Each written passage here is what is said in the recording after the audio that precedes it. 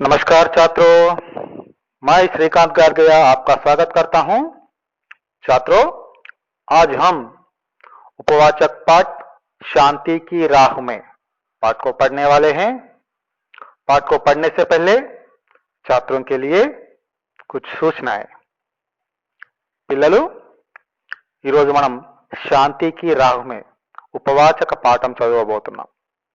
పిల్లలు మరి ఉపవాచకం అంటే మీకు తెలుసు, వాచకంలో మరి అర్థాలు, ప్రశ్న జవాబులు, వ్యాకరణాంశాలు, భాషాకి బాత్ ఇలాంటివన్నీ చదువుకోవాల్సి ఉంటుంది. ఉపవాచకంలో అది ఉండవు. మరి ఈ పాఠం మనకు ఎలా ఎగ్జామ్లో వస్తుంది అంటే మీకు తెలుసు, ఎగ్జామ్లో మనం ముందుగా పఠిత్ గద్యాంశ రూపంలో మనకు 5 మార్కుల క్వశ్చన్స్ దీంట్లో నుంచి వస్తూ ఉంటాయి. మరి పారాగ్రాఫ్ ఇచ్చి దానికి 5 క్వశ్చన్స్ ఇచ్చి దాని యొక్క సమాధానాలు ఆ పారాగ్రాఫ్లో చూసి రాయాల్సి ఉంటుంది. Very important. సింపుల్గా మీరు 5 మార్కులు మరి వచ్చేటువంటి స్కోర్ చేసేటువంటి అవకాశం ఉన్నది. కాబట్టి పిల్లలు మీరు ఈ పాఠాన్ని ఎంత బాగా అర్థం చేసుకుంటే అంత బాగా పారాగ్రాఫ్లో మీరు క్వశ్చన్స్కు ఆన్సర్ చేయగలుగుతారు. మరి నేను ఇక్కడ పాఠము చెబుతూ పైన ఈ పారాగ్రాఫ్ సంబంధించినటువంటి క్వశ్చన్స్ ఏ విధంగా అడగవచ్చు అనేటువంటిది మీకు క్వశ్చన్స్ కూడా ఇక్కడ ఇవ్వడం జరుగుతున్నది. కాబట్టి పాఠం చెబుతున్నప్పుడు ఆ క్వశ్చన్స్కు ఏ విధంగా మీరు సమాధానాలు చెప్పవచ్చు, రాయవచ్చు అనేది గమనించండి, గుర్తించండి, అర్థం చేసుకోండి. ఓకే.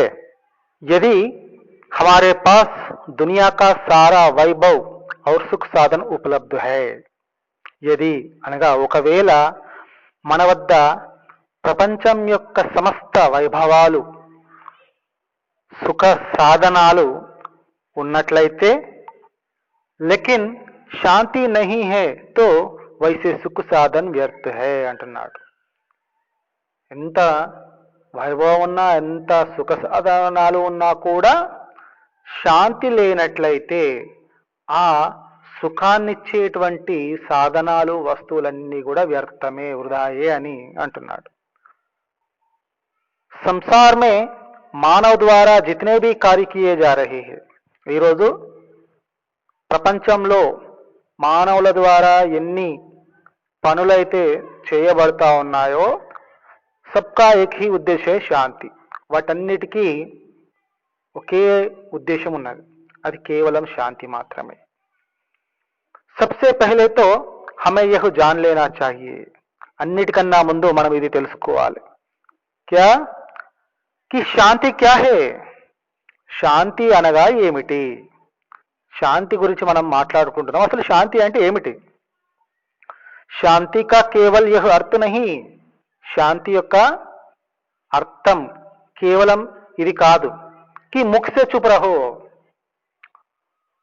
నోరు మూసుకొని ఉండడము, మూతి మూసుకొని ఉండడం అనేటువంటిది, నిశ్శబ్దం ఉండడం అనేటువంటిది శాంతి కాదు. మరి ఏంటి? వాస్తవమే మన్కో నియంత్రిత కర్ ఉసే బురాయి కే రాస్తే పర్ చల్నే సే రోక్నా హీ శాంతి హై. వాస్తవంగా మనస్సును నియంత్రించి, నియంత్రణలో ఉంచుకొని చెడు రాస్తా అనగా చెడు మార్గము వైపు వెళ్ళకుండా నిరోధించడమే, అదుపులో ఉంచుకోవడమే శాంతి. అనగా మన యొక్క మనస్సును చెడు ఆలోచనల వైపు వెళ్ళకుండా ఉంచడం అనేటువంటిది శాంతి అనబడుతుంది. ఇసీలియే జహా శాంతి హే, అందుకోసమే ఎక్కడైతే శాంతి ఉందో వహా సుఖ్ హై, అక్కడ సుఖం అనేటువంటిది ఉంటుంది. జహా సుఖ్ హై వహా స్వర్గ్ హై, ఎక్కడైతే సుఖం ఉంటుందో అక్కడే స్వర్గం కూడా ఉంటుంది. జహా స్వర్గ్ హై వహీ దునియా కా శ్రేష్ఠ స్థాన్ హై, ఎక్కడైతే ఆ స్వర్గం ఉంటుందో అది ఏ ప్రపంచం యొక్క శ్రేష్టమైన స్థానంగా చెప్పబడుతుందంట. युद्ध, दुख, लालच और सभी पीड़ाओं को मिटाने का उत्तम मार्ग शांति है.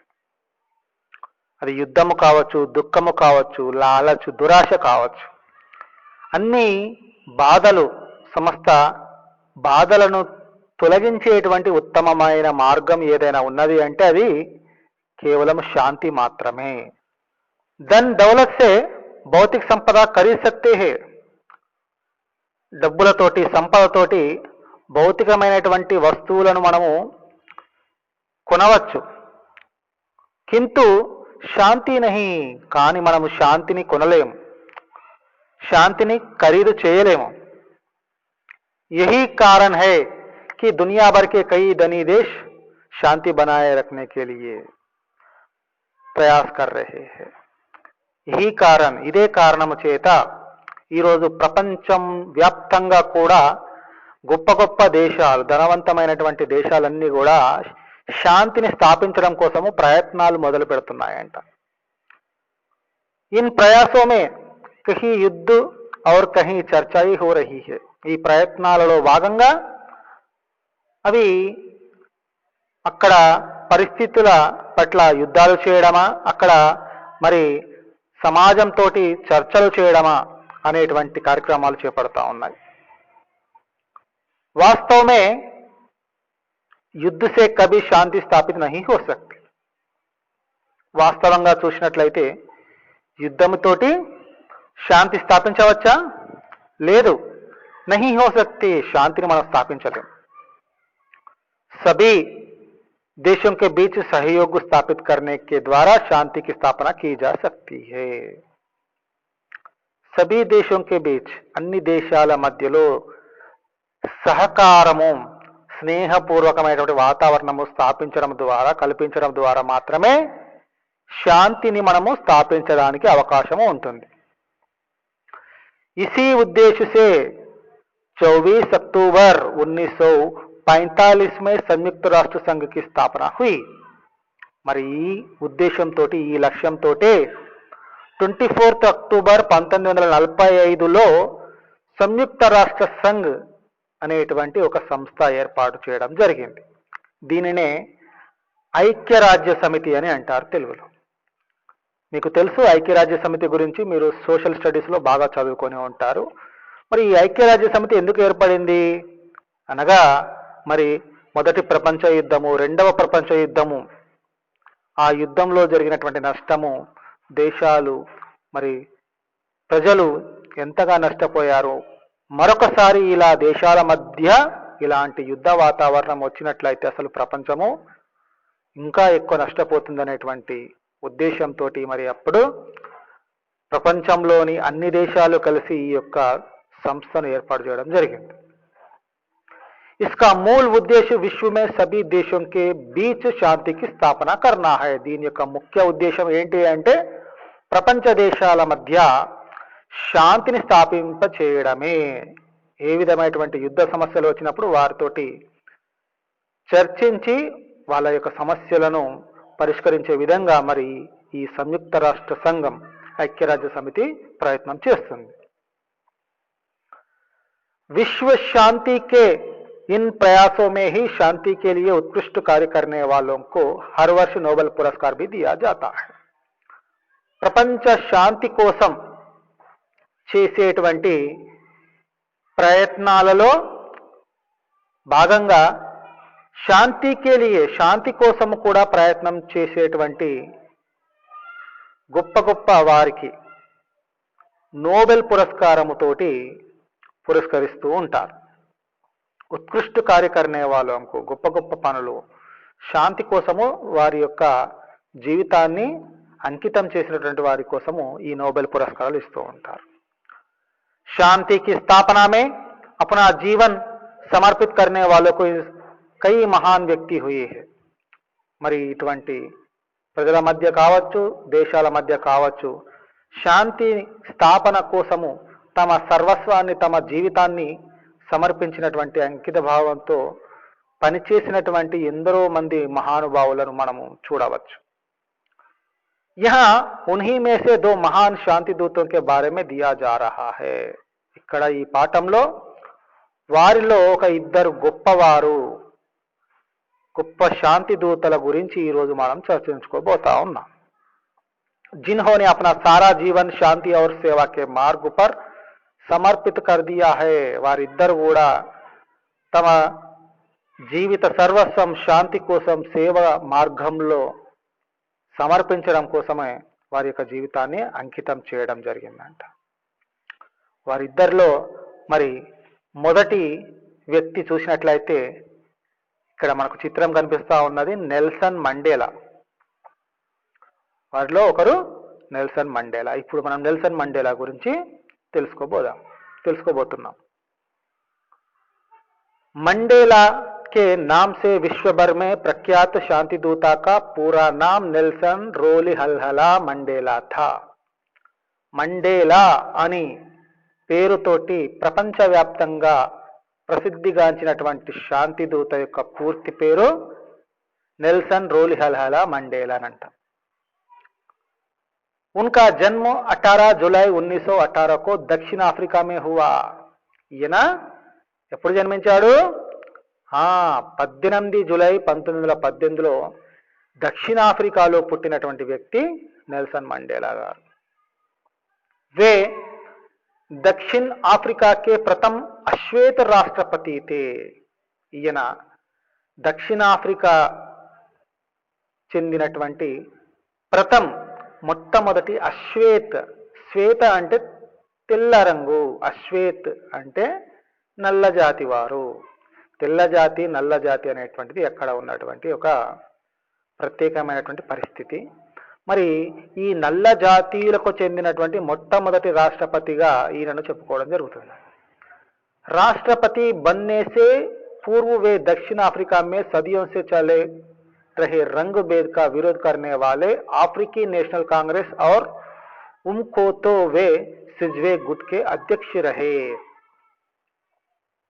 రాష్ట్రపతి बनने से पूर्व, రాష్ట్రపతి అవ్వడానికి ముందు ఈయన దక్షిణాఫ్రికాలో సదియోं से चल रहे, సదియా అంటే వందల సంవత్సరాలు, శతాబ్దాల నుండి నడుస్తున్నటువంటి రంగుభేద్. రంగుభేద్ అంటే ఏంటి? ఇక్కడ మన దగ్గర ఎలాగైతే కుల వ్యవస్థ ఉన్నదో, నీది తక్కువ కులం నాది ఎక్కువ కులం అని చెప్పేసి అక్కడ దక్షిణాఫ్రికాలో రంగభేద అంటే వర్ణ వివక్ష అనేటువంటి ఒక భేదం ఉన్నది. అంటే కొంతమంది వ్యక్తులు తెల్లగా ఉంటారు, ఇంకా కొంతమంది నల్లగా ఉంటారు. తెల్ల రంగు ఉన్నటువంటి వాళ్ళు గొప్పవాళ్ళు, నల్ల రంగు ఉన్నటువంటి వాళ్ళు తక్కువ వాళ్ళు అనేటువంటి భావన వారిలో ఉన్నది. దాని వలన ఈ వివక్ష అనేటువంటిది అక్కడ ఉన్నది.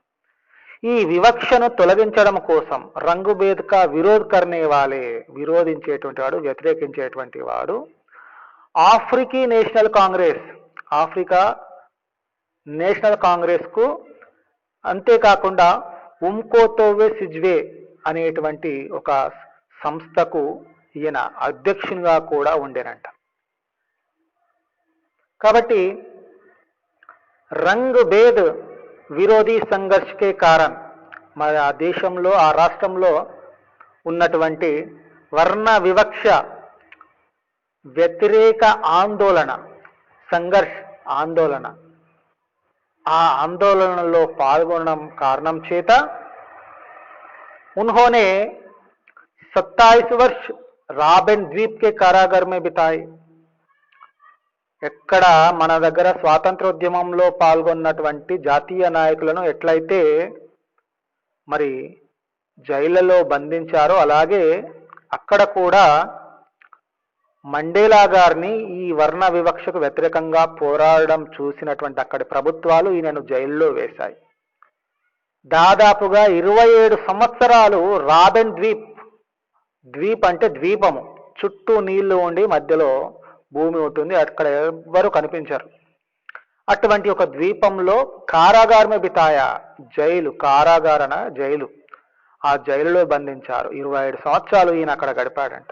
ఉన్హే కోయలా కనిక కామ్ కర్నా పడాతా, అక్కడ ఈయనతోటి కోయలా కనిక్, బొగ్గు గని కార్మికునిగా పనిచేయాల్సి వచ్చిందంట ఆయన.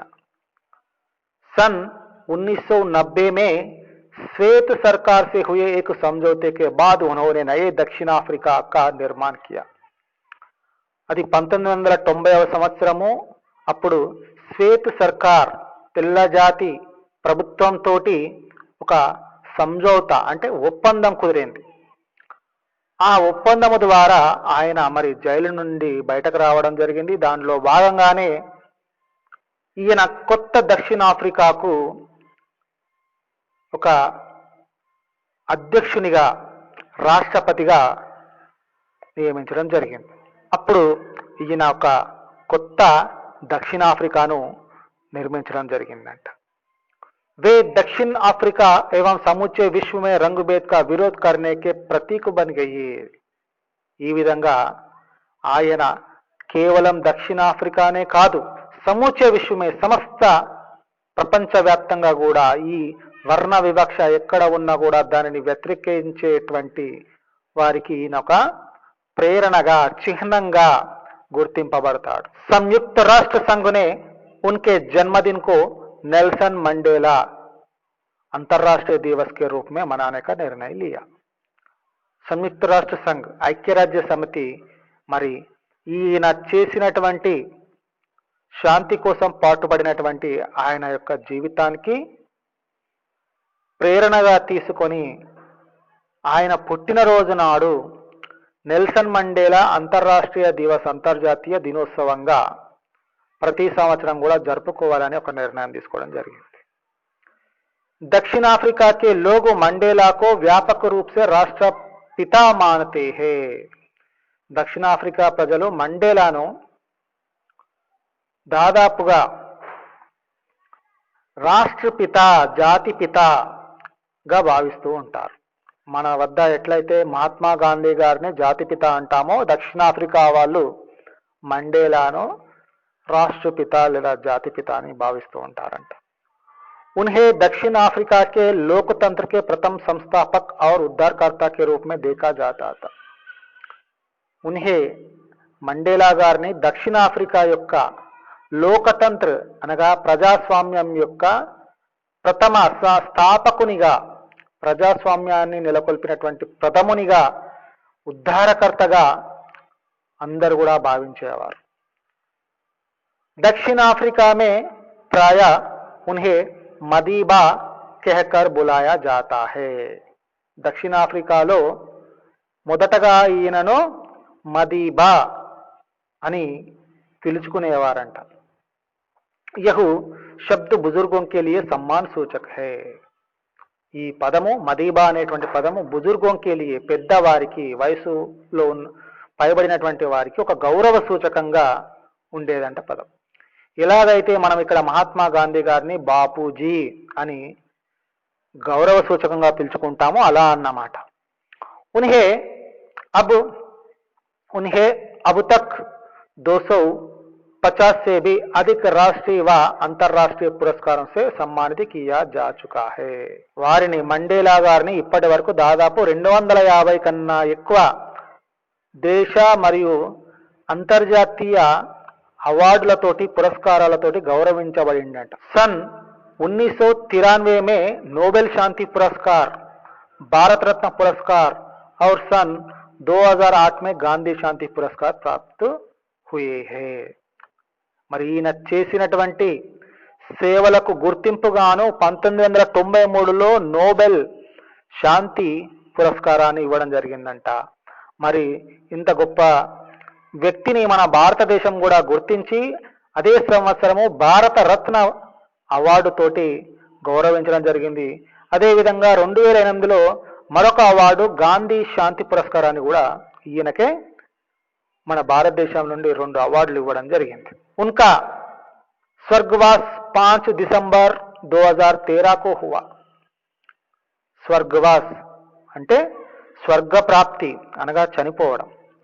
ఎప్పుడు స్వర్గస్థులయ్యారు అంటే 2013 డిసెంబర్ 5న ఈయన స్వర్గస్థులయ్యారంట. ऐसे महान शांति दूत के निधन पर सारे विश्व ने अपूर्व श्रद्धांजलि समर्पित की. ఇటువంటి ఒక గొప్ప శాంతి దూత మరణం పట్ల సమస్త ప్రపంచం ఒక అపూర్వమైనటువంటి శ్రద్ధాంజలి సమర్పించింది. ఇంకా సంఘర్షమయ జీవన్ हमें शांति की राह में चलने के लिए पथ प्रदर्शित करता है. ఈయన ఒక జీవితం సంఘర్షణలతో కూడినటువంటి జీవితం అంట. ఆ జీవితము మనందరికీ కూడా మరి శాంతి మార్గంలో ప్రయాణం చేయాలి అనేటువంటి ఒక దారి చూపుతుందంట. ఎంత సంఘర్షణమయమైనా కూడా ఆయన ఓపికగా ఉన్నారు, శాంతిగా ఉన్నారు. మహాత్మా గాంధీ గారు చూపినటువంటి అహింసా మార్గంలో ఆయన ప్రయాణం చేశారు కాబట్టి ఆ దారి ఇప్పటికీ అప్పటికీ ఎప్పటికీ కూడా మనము పాటించదగినది. కాబట్టి ఈయన ఒక ప్రపంచానికే శాంతి మార్గాన్ని చూపించిన వారిగా నిలుస్తా ఉన్నారు. రైట్. ఇప్పుడు మనము మరొక గొప్ప శాంతి దూత అయినటువంటి మదర్ తెరెసా గారి గురించి మనం ఇప్పుడు తెలుసుకుందాం. सेंट मदर तेरेसा एक ऐसा नाम है जो शांति, करुणा, प्रेम व वात्सल्य का पर्याय कहलाता है. सेंट అనగా మరి క్రిస్టియన్ మతస్థులలో ఒక హోదా లాంటిదన్నమాట. మహాత్ములు, పుణ్యాత్ములు అనేటువంటి ఒక హోదా. మరి ఆమె చనిపోయిన తర్వాత ఈ హోదా ఇవ్వడం జరిగింది. ఈ విధంగా మదర్ తెరెసా ఎటువంటి పేరు అంటే మనకు శాంతి, కరుణ, ప్రేమ, వాత్సల్యం ఆ పదాలకు ఒక తాత్పర్యంగా, పర్యాయ పదంగా, మారు పేరుగా నిలుస్తుందంట. కరుణ, ప్రేమ, వాత్సల్యం అనే పదాలు వినగానే మనకు గుర్తుకొచ్చే పేరు మదర్ తెరెసా గారి. ఐసి మహాను మాతా కా పూరా నామ్ ఆగ్నేస్ గోంక్షే బోషియు తెరెసా థా. ఇటువంటి ఒక గొప్ప తల్లి, ఆమె యొక్క పూర్తి పేరు ఆగ్నేస్ గోంక్షే బోజ్షియు తెరెసా. ఉన్హే మదర్ తెరెసా కే నామ్ సే భీ జానా జాతా హై. ఈమెను చాలా మంది మదర్ తెరెసా అనేది మరి ఆమె పేరులో ఉన్నటువంటి ఒక పదము. మదర్ అనగా తల్లి, అందరికీ తల్లి వల్ల సేవ చేసింది కాబట్టి మదర్ తెరెసా అనేటువంటి పేరుతోటి అందరూ పిలుచుకునేవారంట. ఉన్హే 2016 में सेंट की उपाधि दी गई. 2016లో ఈమెకు సెయింట్ యొక్క బిరుదు ఇవ్వడం జరిగింది. సెయింట్ అనగా మహాత్మా అనే అర్థం. ఓకే. उनका जन्म 26 अगस्त 1910 और स्वर्गवास 5 सितंबर 1997 में हुआ था. ఈమె జన్మం అనగా ఎప్పుడు పుట్టింది? 26 ఆగస్టు 1910లో పుట్టింది. ఎవరు? స్వర్గవాస్. ఎప్పుడు స్వర్గస్థులయ్యారు అంటే 1997 సెప్టెంబర్ 5న ఈమె చనిపోవడం జరిగిందంట. వైసేతో వే యుగోస్లేవియా మూల్కి థీ. వాస్తవంగా ఆమె మన దేశవాసి కాదు. ఎక్కడి నుండి వచ్చింది మరి? యుగోస్లేవియా దేశానికి చెందినటువంటి మహిళ. యుగోస్లేవియా దేశం నుండి మన దేశానికి వచ్చి ఇక్కడ మరి అనాథలకు సేవ చేస్తూ ఇక్కడే ఉండిపోయింది. आगे चलकर सेवा की भावना में रत होकर उन्होंने भारत की नागरिकता स्वीकार ली. आगे चलकर తదుపరి తర్వాత క్రమంలో సేవ చేస్తూ సేవాకి భావనా మే రత్ హోకర్, సేవ చేయాలి అనేటువంటి ఒక పనిలో నిమగ్నమై ఆమె ఇక్కడే భారతదేశం యొక్క పౌరసత్వాన్ని స్వీకరించడం జరిగిందంట. నాగరికత అనగా పౌరసత్వం. ఇక్కడే ఉండిపోయి భారతదేశపు పౌరసత్వాన్ని స్వీకరించింది. ప్రారంభమే ఉన్హోనే అధ్యాపికా కే రూప్ మే కామ్ కియా. ప్రారంభంలో ఆమె మన దేశానికి ఎందుకు వచ్చింది అంటే ఇక్కడ ఉండేటువంటి మిషనరీ స్కూళ్లలో ఉపాధ్యాయురాలిగా పనిచేయడం కోసం వచ్చిందంట. ఉన్హోనే అధ్యాపిక, ఉపాధ్యాయురాలుగా పనిచేయడం కోసం ఇక్కడికి వచ్చింది. కింటూ ఉన్కా సప్నా కుచ్ ఔర్ హీ తా. కానీ ఆమె యొక్క స్వప్నం, ఆమె యొక్క కళ, కోరిక వేరే ఉండే. వే అనాథో గరీబో और రోగిयों की సేవ करना चाहती थी.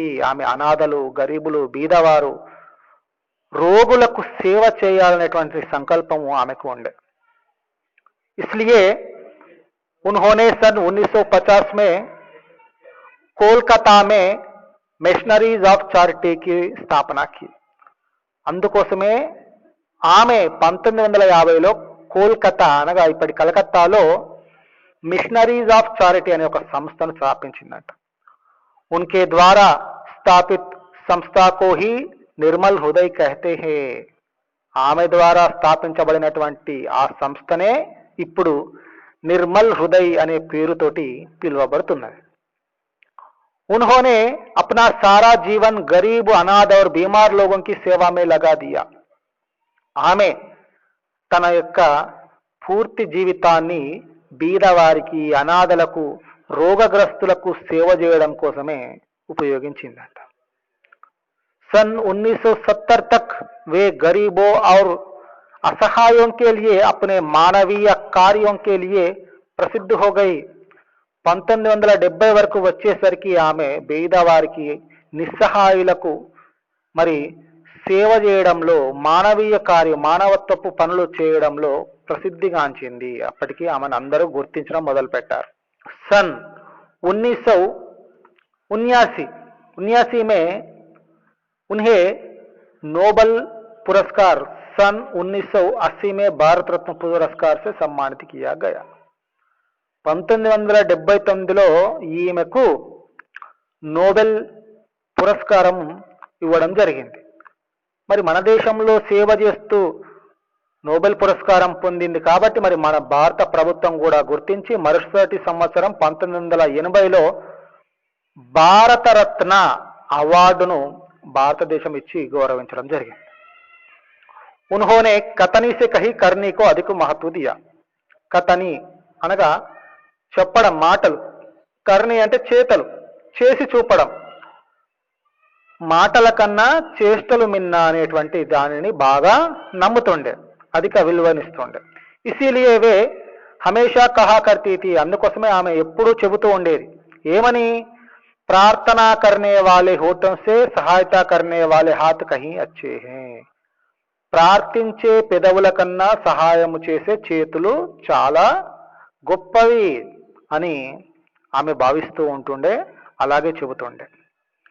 मातृमूर्ति करुणामयी सेंट मदर तेरेसा ने अपने जीवन में यह साबित कर दिखाया. మాతృమూర్తి అనాథలకు తల్లి లాంటిది, కరుణామయి మహాత్మా మదర్ తెరేసా తన యొక్క జీవితంలో నిరూపించి చూపించింది. ఏమని, మానవ సేవా హి మాధవ సేవా హై, మానవ సేవయే మాధవ సేవ. మాధవ సేవ అంటే భగవంతునికి సేవ చేసినట్లు. కష్టాలలో ఉన్నటువంటి మానవునికి సేవ చేయడము ఆ భగవంతుని సేవ చేయడంతో సమానమని ఆమె నిరూపించింది. పరోపకార్ కే పథ్ పర్ చల్నే వాలోం కో హి వాస్తవిక జీవన్ మిల్తా హై. మరి పరోపకారం, పరులకు ఉపకారం, కష్టంలో ఉన్న వారికి సహకారం చేయడం అనేటువంటి పథ్ పర్, ఆ మార్గంలో నడిసే వారికి ఒక వాస్తవికమైనటువంటి జీవితం లభిస్తుంది, ఒక గొప్ప జీవితం లభిస్తుందంట. आज वे हमारे बीच नहीं रही, ఈరోజు మదర్ తెరీసా గారు మా మధ్యలో లేరు.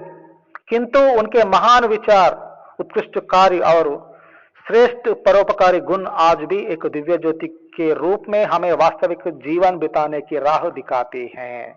ఆమె మన మధ్యలో లేకున్నా ఆమె విచార్, ఆలోచనలు, గొప్ప ఆలోచనలు, ఉత్కృష్ట కార్య, ఆమె చేసినటువంటి సేవలు, పనులు, శ్రేష్ఠ పరోపకారి గుణ్, ఒక శ్రేష్టమైనటువంటి సహకారం చేసేటువంటి గుణము ఇప్పటికీ ఒక జ్యోతి వలె, దివ్యమైనటువంటి జ్యోతి వలె మనకు మార్గము చూపిస్తూ హమే వాస్తవిక జీవన్ బితానేకి రాహ్ దిలాతే హే. ఒక వాస్తవికమైనటువంటి జీవితము, ఏ విధమైనటువంటి జీవితం గడపాలి, మనము మానవ జీవితము, మనిషిగా పుట్టినందుకు మనం ఎలా బతకాలి అనేటువంటి ఒక మార్గము చూపిస్తూ ఉంటుంది మదర్ తెరేసా గారు.